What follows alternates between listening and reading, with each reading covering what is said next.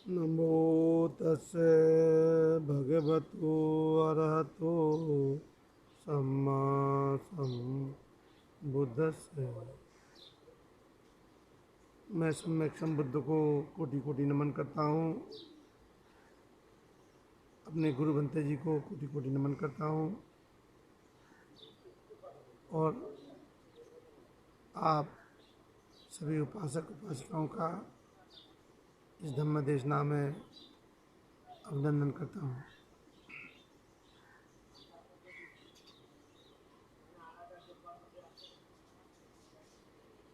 धम्म देशना सुनने के लिए आए सभी उपासक उपासिकाओं का आज के इस कार्यक्रम में स्वागत है।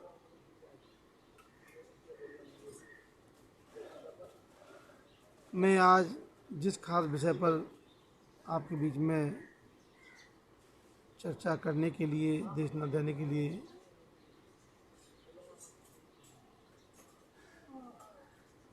आया हूँ, वो एक खास विषय है चार आर्य सत्य। चार आर्य सत्य में सबसे पहले है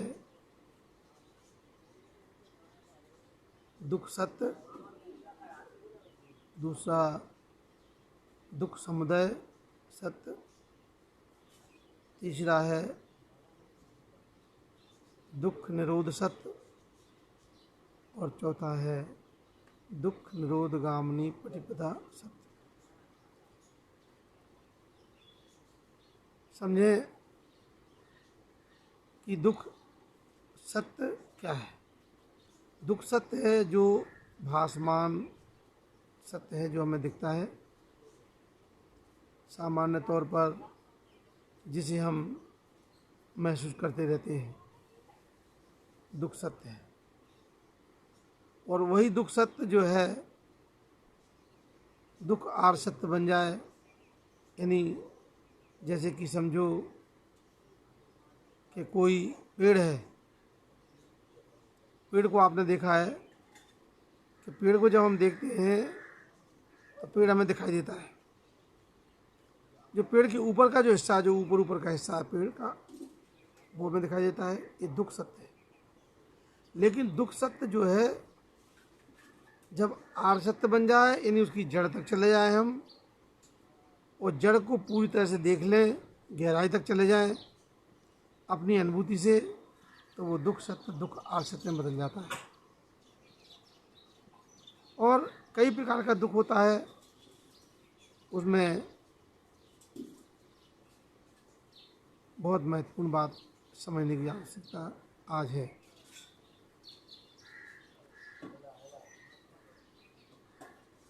कई तरह का दुख होता है, तो उसमें भगवान बुद्ध ने कहा है कि जाति भी दुखा।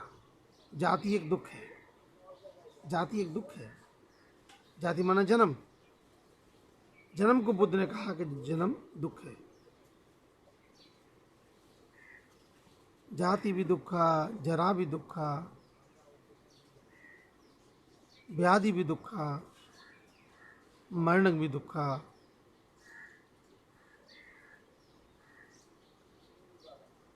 अब ये ही संयोगी दुखा, ये ही विपयोग दुखा, यम पिंची न लभती तमपि दुखं, पंच उपादान खंदा भी दुखा। इस प्रकार से भगवान बुद्ध बहुत क्लियर करते हैं, इस बात को बहुत स्पष्ट कर देते हैं कि जन्म दुख है। जन्म की हम खुशियां मनाते हैं, जन्मदिन मनाते हैं, और ये मालूम होना चाहिए कि जन्मदिन हम मनाते हैं, लेकिन जिस दिन जन्म होता है उस दिन की घटना को समझो क्या होता है। उस दिन देखोगे आप, क्या देखोगे कि जब जन्म होता है तो जिसका जन्म हो रहा है वो रोते रोते जन्म हो रहा है। अंदर रो रहा है, जन्म हुआ, जन्म होते ही रो रहा है, चिल्ला रहा है। और अगर वो नहीं चिल्लाया, वो नहीं रोया, तो बाहर खड़े हुए लोग रोएंगे। क्यों? रोना इस बात का प्रतीक है कि जन्म हो गया, और नहीं रोना इस बात का प्रतीक है कि जन्म हुआ तो है लेकिन जिंदा नहीं हुआ।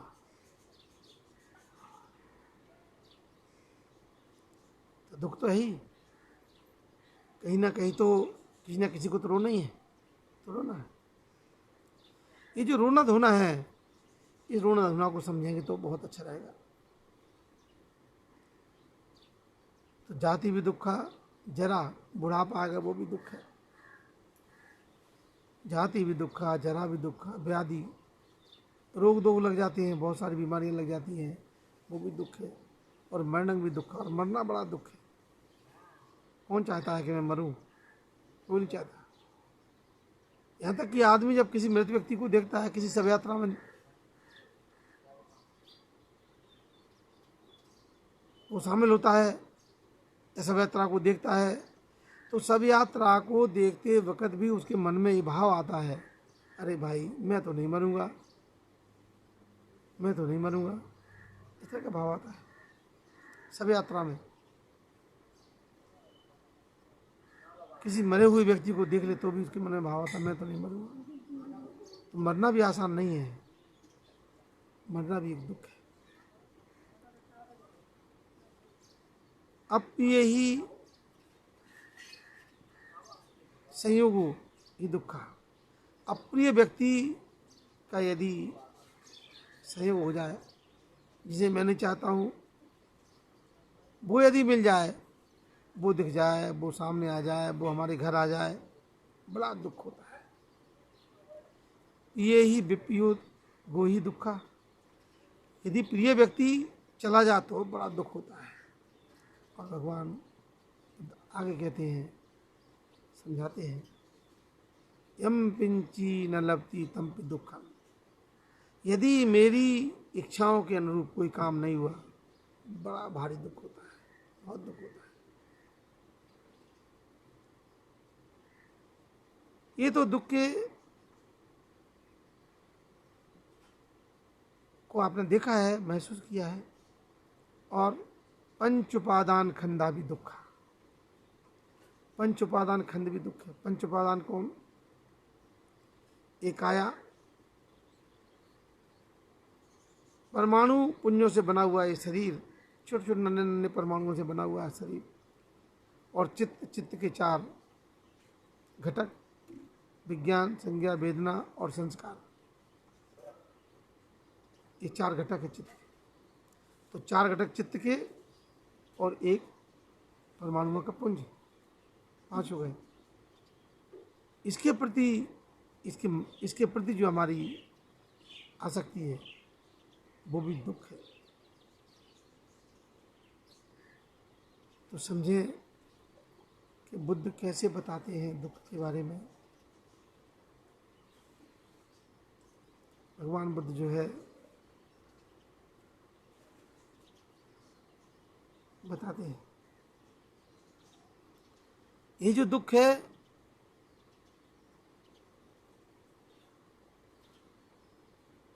अपने आप नहीं होता। जब दुख आता है तो कारण को साथ में लेकर के आता है, यह जब दुख का कारण जागता है तो दुख के साथ में जागता है, अलग अलग नहीं जागता है। उसको बोलते दुख समुदाय। समुदाय माने दुख का कारण, दुख समुदाय यानी कि दुख का कारण, वो साथ में ही जागता है। कारण पहले आ गया ऐसा नहीं है, कारण बाद में ऐसा नहीं है। वो साथ में कारण जागेगा तो दुख के साथ में ही जागेगा, अलग से नहीं। तो उसका कुछ ना कुछ कारण है। तो दुख समुदाय, और इस दुख समुदाय को भी अनुभूति से, अपनी स्व अनुभूति से अच्छे से जान जाए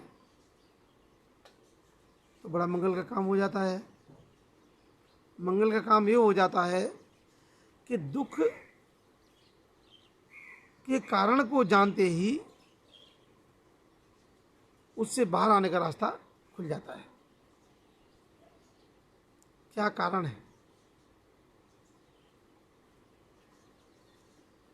मेरे मन में दुख जागा है, शरीर में दुख जागा है, इसका कारण क्या है?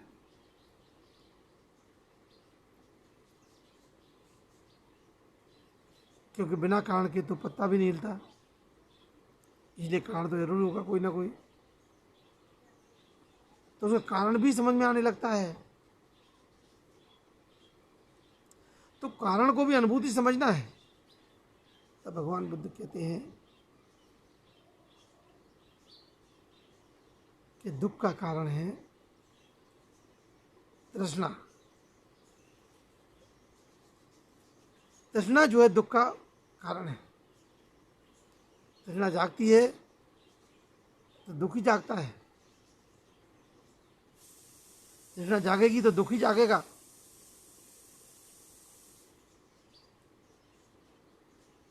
और तृष्णा जो है वो 3 प्रकार की होती है, ये बताया भगवान। काम तृष्णा,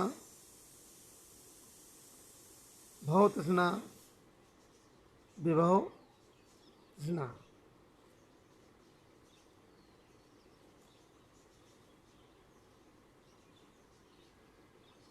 तीन प्रकार की होती है। काम तृष्णा क्या है? काम तृष्णा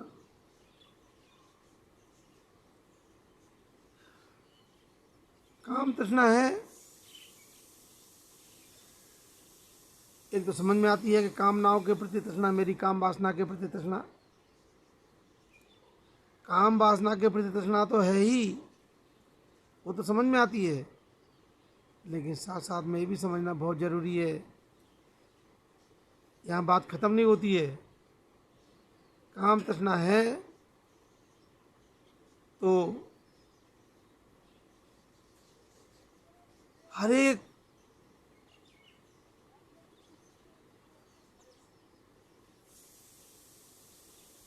काम तृष्णा के अलावा मेरी और भी बहुत सारी कामनाएं हैं।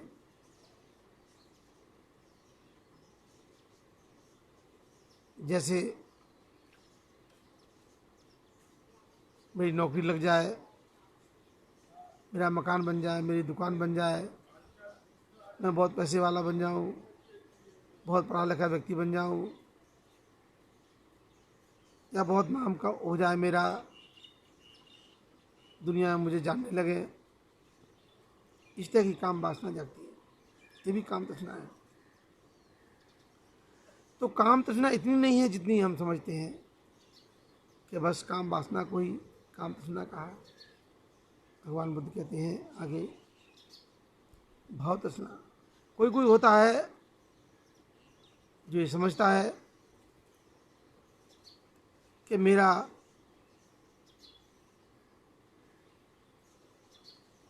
जन्म हो, अगले भाव में जन्म हो, और अगले भाव में जन्म ऐसा हो जिसमें कि मैं अच्छे भाव को प्राप्त करूं, कोई ब्रह्मलोक, अन्य किसी लोक में जन्म हो, अच्छी जगह हो। ये भी एक तृष्णा जागती है। फिर और आगे बुद्ध बताते हैं विभव तृष्णा। कोई कोई आदमी होता है जो सोचता है अरे जन्म लेने से क्या, क्यों इसको भोगो, जन्म ही ना हो तो ज़्यादा अच्छा है।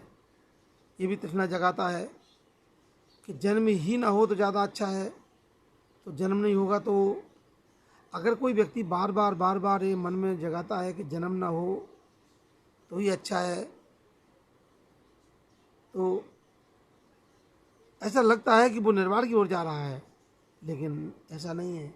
जितना उसके प्रति मेरी आसक्ति पैदा होगी, जितना हम अपने उसके प्रति आसक्ति के जगाएंगे, तृष्णा जगाएंगे, उतना हम निर्वाण के विपरीत जाने की ओर जाएंगे। उतनी हमारी यात्रा निर्वाण के विपरीत दिशा में जा रही है। इसीलिए इसको समझते रहें कि निर्वाण के विपरीत जाने वाली जो अवस्था है इसको बदलें।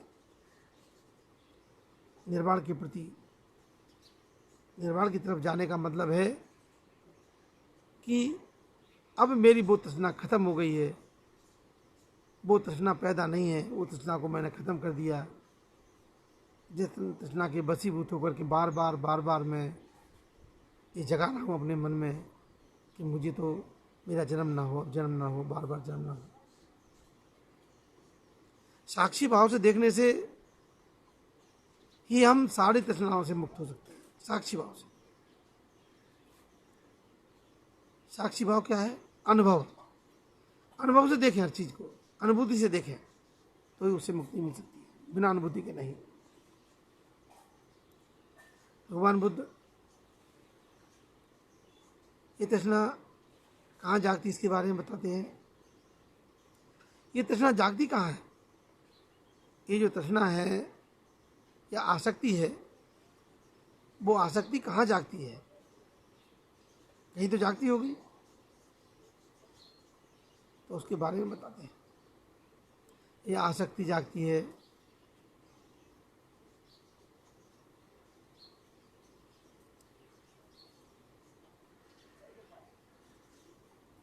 साढ़े तीन हाथ की काया के अंदर।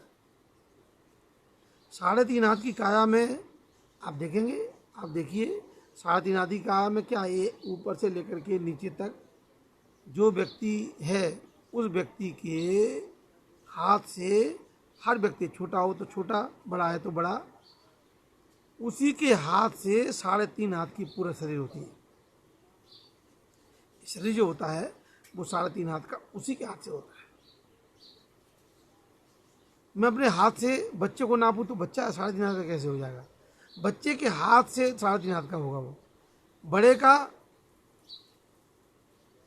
के हाथ से बड़े का जो शरीर है वो साढ़े तीन हाथ का। तो साढ़े तीन हाथ की काया में top to bottom, bottom to top जब आप देखेंगे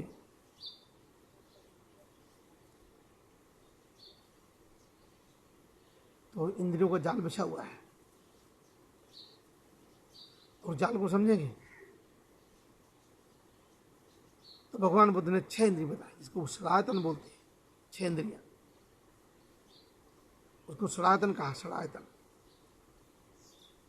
वो कौन कौन सी इंद्रिय? आंख, नाक, जीभ, त्वचा, कान और मन। आंख, कान, नाक, जीभ, त्वचा और मन, ये 6 इंद्रियां हैं, जिसको कहते हैं चक्षु, श्रोत, घ्राण, जिह्वा, त्वचा और मन। इनके अपने विज्ञान होते हैं, सबका अपना अलग अलग विज्ञान होता है। आँख का विज्ञान है जिसे चक्षु विज्ञान कहा गया है। कान का विज्ञान जिसे श्रोत विज्ञान कहा गया है। नाक का विज्ञान जिसे घ्राण विज्ञान कहा गया है। जीभ का जिह्वा विज्ञान कहा गया है। त्वचा का त्वचा विज्ञान कहा गया है। और मन का चित्त विज्ञान। तो आप देखेंगे कि ये जो विज्ञान है इनके अपने अपने विषय होते हैं। जैसे चक्षु विज्ञान है, इसका अपना विषय होगा रूप, रंग। श्रोत विज्ञान है, इसका अपना विषय होगा शब्द, आवाज, संगीत, इसके विषय होंगे। घ्राण विज्ञान है, इसका अपना विषय होगा गंध, दुर्गंध, सुगंध, ये सारे विज्ञान है। उसी प्रकार से जीभ का अपना विज्ञान है स्वाद। त्वचा का अपना विज्ञान है इस प्रष्टभ, कोई स्पर्श होता है। इसी प्रकार से मन का विज्ञान है, वो है धर्म, विचार, ये मन पर पैदा होते हैं। तो ये सारे के सारे विषय जब वो अपने विज्ञान से टकराते हैं, क्यों, उनके अपने विषय हैं और उनका अपना विज्ञान है, जब वो अपने विज्ञान से टकराएंगे, जब वो अपने विज्ञान से टकराएंगे तो ही वो चीज़ प्रतिक्रिया होगी। और क्या प्रतिक्रिया होगी कि जो चक्षु विज्ञान है इससे टकराएगा कोई रूप, कोई रंग टकराएगा। अब चक्षु विज्ञान अपना काम करेगा, ये शुद्ध विज्ञान काम नहीं करेगा। शुद्ध विज्ञान तब टकराएगा तो क्या, कोई शब्द, कोई संगीत, कोई गीत, इस तरह की आवाज़ें इधर टकराएंगी, आवाज़, शब्द, और कोई सुगंध दुर्गंध नाक से टकराएगी तो पता चलेगा कि आप देखेंगे कि हर इंद्री का, ये जो 6 इंद्रियां हैं इनको सनातन कहा गया है, हर इंद्रिय है उसका अपना विषय है और उनके अपने विषय में उनका अपना विज्ञान है। तो वो विषय अपने विज्ञान से टकराएगा और जब टकराएगा तभी पता चलेगा, उसको तब प्रतिक्रिया करेगा। कोई शुद्ध विज्ञान से टकराया, कोई शब्द आया, कोई आवाज़ आई बाहर से और वो कान से टकराई, तो यदि वो अच्छी लगेगी तो उसके प्रति राग पैदा होगा, यदि वो अच्छी नहीं लगेगी तो उसके प्रति द्वेष पैदा होगा।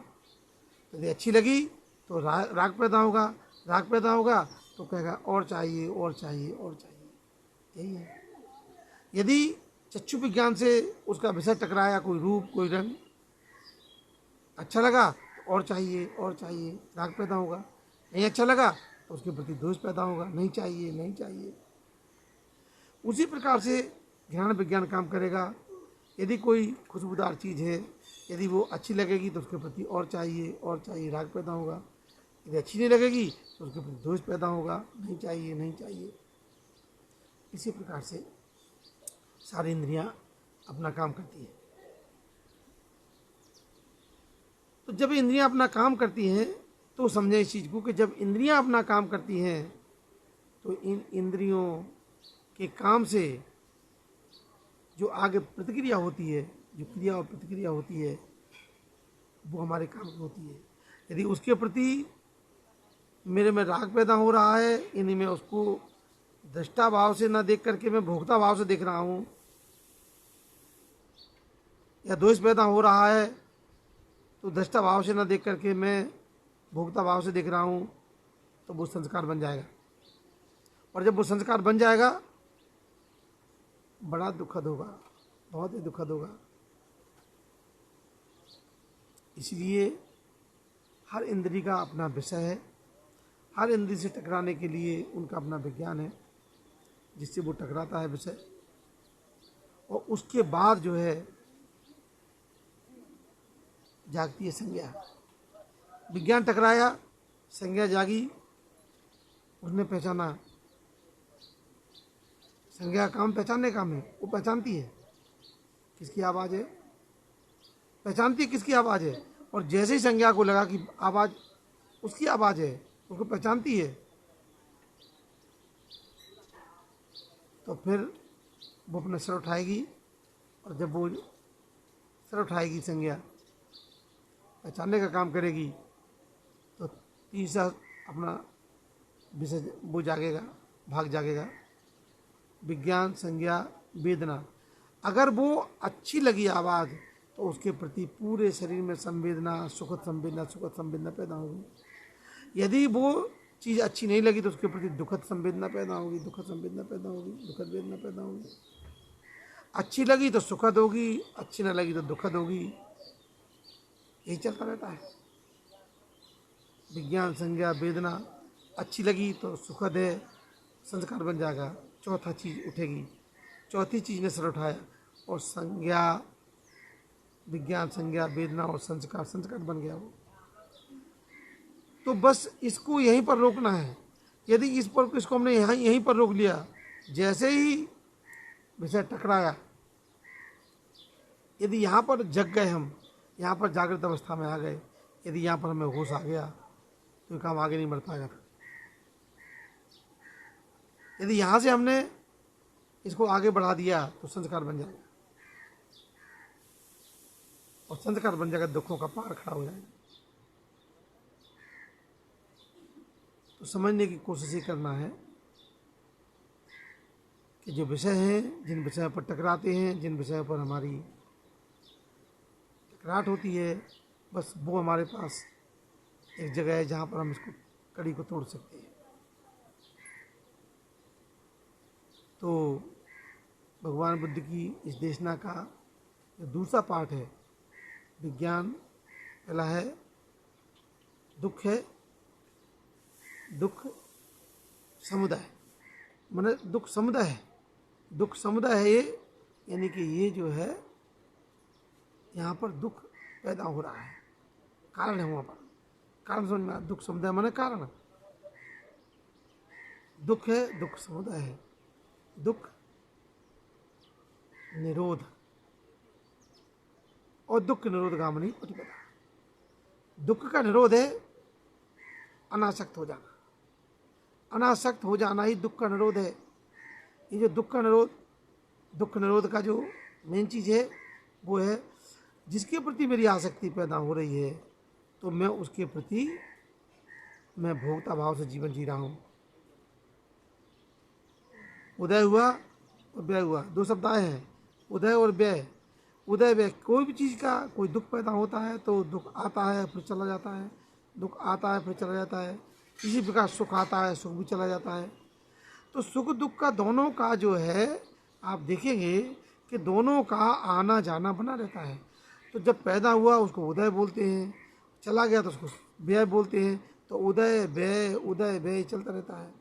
तो इस उदय व्यय के बाद जो खेल है वो समझना बहुत जरूरी है। दुख है, उदय हुआ, जैसे आदमी पति पत्नी को बड़ा प्यार करता है, पत्नी पति को बड़ा प्यार करती है, और वो कहते हैं कि भाई हम जन्मों जन्मों के साथी हैं, पूरे जन्म जन्मांतर हम साथ में रहेंगे, कभी साथ नहीं छोड़ेंगे। लेकिन क्या होता है, जब कोई पत्नी खत्म होती है फिर पति का क्या है, थोड़ा दुख होगा, कुछ समय के बाद वो धीरे धीरे उससे बाहर आ जाता है। पति खत्म हुआ तो पत्नी को थोड़ा दुख होगा, धीरे धीरे पत्नी भी दुख से बाहर आ जाती है। उदय हुआ दुख का तो धीरे धीरे व्यय हो गया। तो ये समझना जरूरी है कि दुख है तो दुख का कुछ ना कुछ कारण है, वो साथ में लेके आता है, और उसका निवारण है सिर्फ एक, तो वो क्या है, अनासक्त हो जाना। क्योंकि ये अनित्य स्वभाव है। इस अनित्य स्वभाव को जब अनुभूति से आप जान जाएंगे तो आपके अंदर अनित्य का भाव पैदा होगा। अनित्य का भाव पैदा होते ही अनित्य का भाव पैदा होते ही उसके प्रति आसक्ति टूट जाएगी।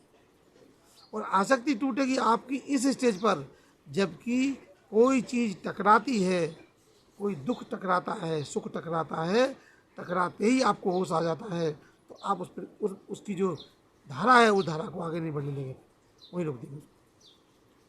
कड़ी टूट जाएगी, कड़ी टूट जाएगी। तो जो कड़ी है हमारी, अविद्या पच्च संखारा, संखारा पच्च विज्ञानं, विज्ञानं पच्च नाम रूप पच्च श्रायतन, श्रायतन पच्च फस पच्च वेदना, वेदना पच्च तना, तना पच्च उपादान, उपादान पच्च भव, भव पच्च जाति, जाति पच्च जरा, जरा मरणं शोक परदेव दुख दो मनस उपाय ऐसा संभवंती ए में तस्य केवलस्य दुखंदस्य समुदय होती। तो ये इस कड़ी को आप तोड़ सकते हैं, और इस कड़ी को तोड़ते ही आपके रास्ते खुल जाते हैं, निर्वाण के रास्ते खुल जाते हैं।